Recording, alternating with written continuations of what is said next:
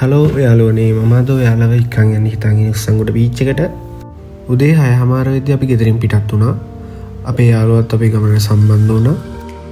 අපි උස්සංගොඩ යන්න හිතන් ඉන්නේ පොල්ගහවෙලට ගිහලා ට්‍රේන් එකේ ඔය ගලිගමුව හන්දියෙන් අපි කෑගල්ල පැත්තට දැම්මා.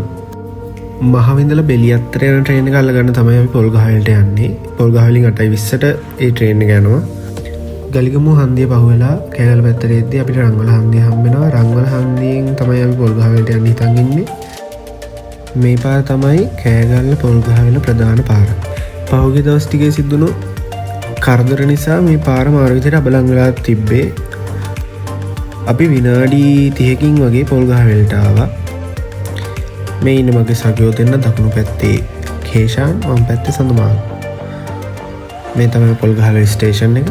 අපි පොල්ගහවෙල ස්ටේෂන් එකට එද්දී 7:50 විතර වුණා. අපිට තේරුණා හැබැයි ඊට කලින් ට්‍රේන් එක යන්න තිබුණා හොඳයි කියලා. අපි මේ ගමනේ යන්න හිතන් හිටියේ පොල්ගහවෙල ඉඳලා මාතරට ට්‍රේන් එකේ ගිහින් මාතරේ ඉඳලා නෝනගමට බස් එකේ යන්න. මේක තමයි අපි යන ට්‍රේන් එක.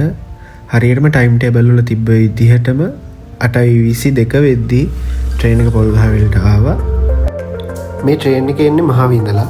කොටුවට ගිහිල්ලා තමයි මේ ට්‍රේන් එක බෙලියත්තට යන්නේ. බෙලියත්ත තමයි මේ ට්‍රේන් එකේ ගමනාන්තය. ඔයාලා මේ ගමන පොල්ගහවෙල පැත්තෙන් ට්‍රේන් එකේ යන්න හිතන් ඉන්නවා නම් යන්න හොඳම විදිහ බෙලියත්තට ටිකට් අරන් බෙලියත්තට යන්න. ඒක තමයි හොඳම විදිහ. මොකද මාතරේ ඉඳලා නෝනගමට කිලෝමීටර් 68ක් තියෙනවා. හැබැයි බෙලියත්තේ ඉඳලා නෝනගමට තියෙන කිලෝමීටර් 32යි. පැය 5ක 6ක විතර ගමනකින් පස්සේ අපි මාතරට ආවා. මාතරින් අපිට ඕනි බඩු ටික ගත්තා. රෑ කෑම හොයා ගන්න අවශ්‍ය දේවල්. අනිවාර්යෙන් වතුර අරන් යන්න උස්සංගොඩ කැම්පින් යනවා. වතුර නෑ.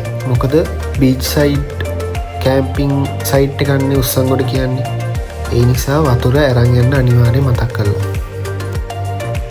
මේ තියෙන මාතර පාලම. අපි මාතර පාලමෙන් එහා පැත්තට යන්න හදන්නේ. අපි බස් එකට නැග්ගා නෝනගමට යන්න. පැය 2:00ක් විතර යනවා මාතරේ ඉඳලා නෝනගමට යන්න. ඒ නිසා තමයි මම කිව්වේ ට්‍රේන් එකේ පොල්ගහවෙල ඉඳලා එනවනම් ඔයාලා එන්න හොඳම විදිහ බෙලියත්තට ඇවිල්ලා යන එක.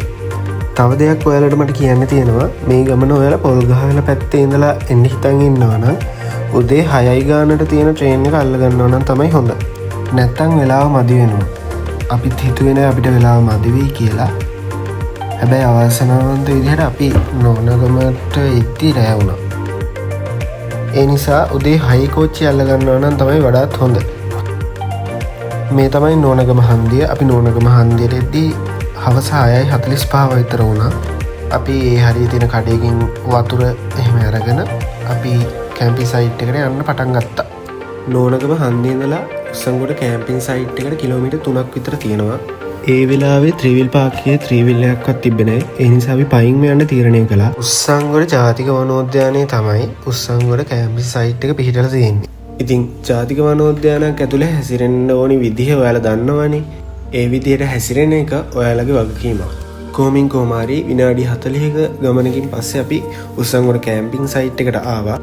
කැලේ ඇතුළට ආවට පස්සේ කිසිම ලයිට් එලියක් නැහැ. ෆෝන් එකේ ටෝච් එකෙන් මැප් එක බලාගෙන තමයි කැම්පින් සයිට් එකට ආවේ. ටෙන්ට් එක එහෙම ගහලා ඉවර වුණාට පස්සේ අපි අපේ රෑ කෑම හදන්න පටන් ගත්තා. ඒ අතරතුරේදී ගිනිමැලයකට අවශ්‍ය දාර එහෙම අපි හොයාගත්තා. රෑ කෑමෙන් පස්සේ අපි ගිනිමැලේ එහෙම පත්තු කළා. තුන්දෙනා එක්ක පොඩියට සින්දුවක් කියලා කයියක් ගහලා අපි නිදාගත්තා. ඉතින් උදේ නැගිටලා එළියට එද්දී අපි දැක්ක view එක නම් මාරම view එකක්. ඔයාලම බලාගන්නකෝ.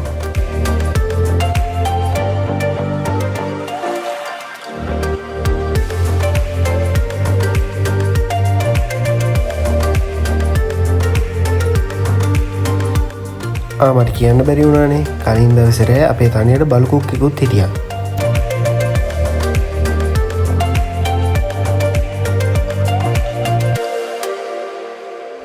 මෙතන තමයි උස්සංගොඩ view point එක. ඔය දකුණු පැත්තේ පහළින් තියෙන්නේ උස්සංගොඩ බීච් එක.